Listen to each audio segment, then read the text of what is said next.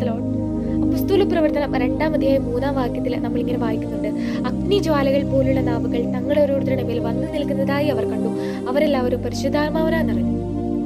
പെന്തക്കോസ്താദിനം ഈ 12 സ്ലിഹന്മാരുടെ ശിരസിന് മുകളിൽ നിന്ന് ആ തീ ജ്വാലകളാണ് അവരെ തീ പിടിച്ചവരാക്കി മാറ്റിയത്. അപ്പോസ്തല പ്രവർത്തനം തീ പിടിച്ചവരുടെ പ്രവർത്തനങ്ങളാണ്. അവരുടെ നിഴലുകളിൽ പോലും അഭിഷേകം വ്യാപരിച്ചിരുന്നു. അവർ ഉപയോഗിച്ചിരുന്ന തൂവാലകൾ പോലും അടയാളങ്ങൾ പ്രവർത്തിച്ചു. ശരിക്കും പറഞ്ഞു കഴിഞ്ഞാൽ ഈ തീ നമ്മുടെയും അവകാശമാണ്.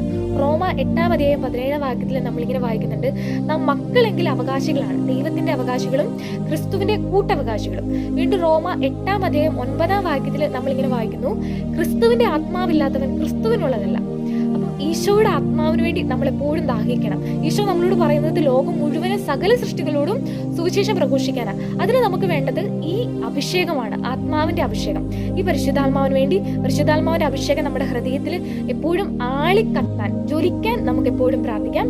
പരിശുദ്ധാത്മാവിന് നമ്മുടെ ആഗ്രഹത്തെ വിട്ടുകൊടുക്കാം. ലോകം മുഴുവനും ഈശോയെ കൊടുക്കണമെന്ന ആഗ്രഹത്തെ വിട്ടുകൊടുക്കാം. പരിശുദ്ധാത്മാവ് നമ്മുടെ ആഗ്രഹത്തെ തീ പിടിപ്പിക്കും.